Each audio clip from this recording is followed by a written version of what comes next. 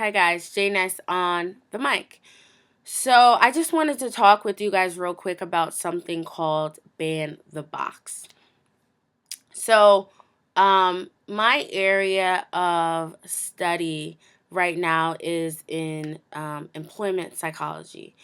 One area of employment psychology that is really important to me because you guys know I'm really into diversity and racial issues and all that is how to reintegrate disadvantaged people into back into the workforce.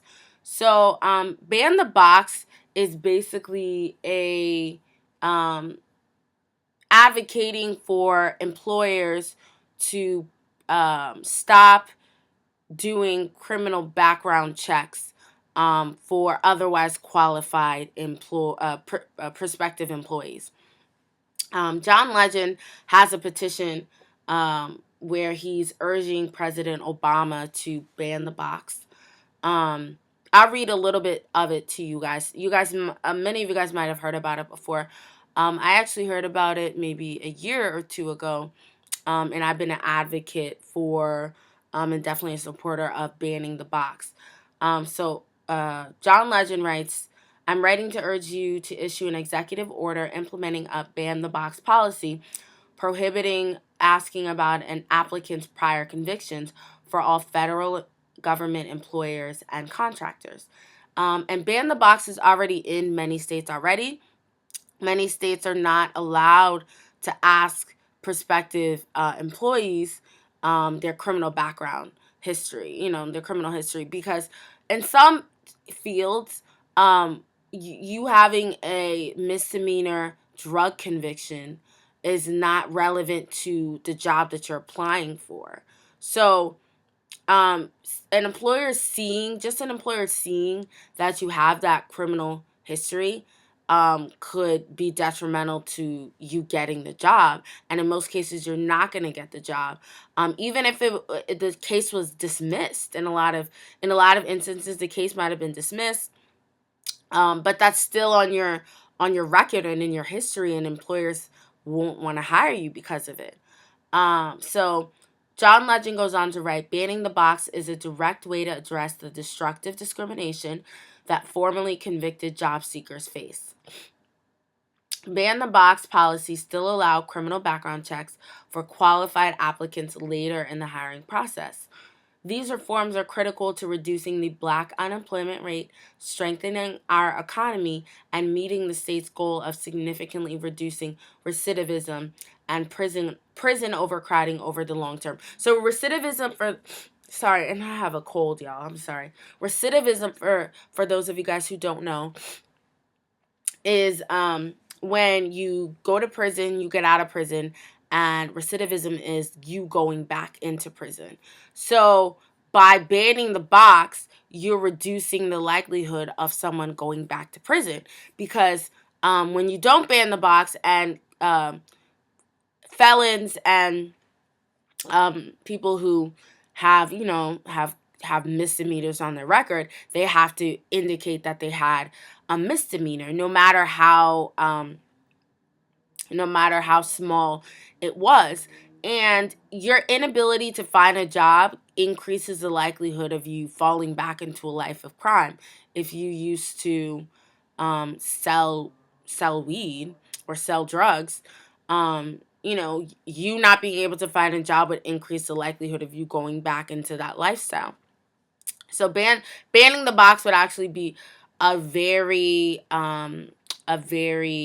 beneficial policy, especially for African Americans who are incarcerated at such high percentages.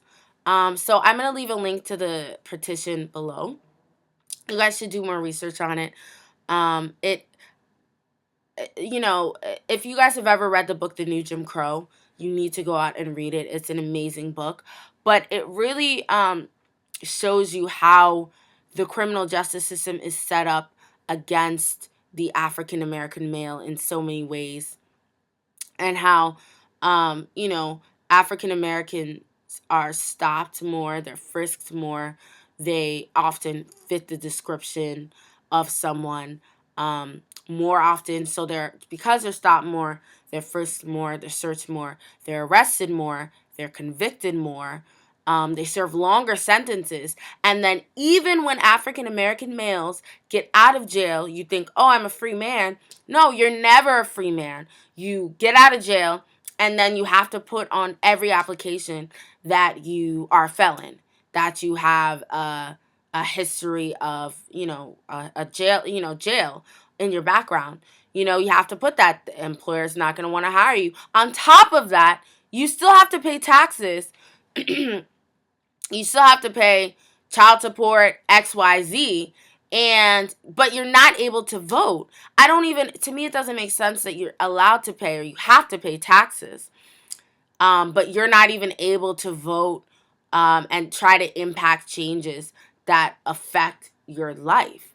The way that the government sees it is, oh, well, you know, you committed the crime, so you have to suffer the consequences. You deserve your rights being taken away, which I don't think anyone deserves their rights being taken away. People make mistakes. Some crimes are more grave than others, but at the end of the day, if you've served your time and you've done what, you served the time, you're out, you're free, you're making your life better, I don't understand the logic behind stripping you of your rights. Even though you're expected to pay taxes, you're expected to abide by the laws, but you're not able to even help elect officials to that will be enforcing the laws that will ultimately impact you in your life. So it's really important that you guys sign the petition if you're interested in it. I'll leave a link below to the petition. I don't think it's too late. Hopefully not. I meant to make this video about a week or two ago when I saw the petition online, but I'm sure you're still able to sign it. I went ahead and signed it. And if you guys want to learn more about the employment process for ex-felons, do some research on it. There's a lot of interesting and unfortunate research, but definitely check out the book The New Jim Crow by Michelle or Melissa Alexander. So yeah, I will check you guys out next time. Thank you for subscribing and watching, and I love you guys.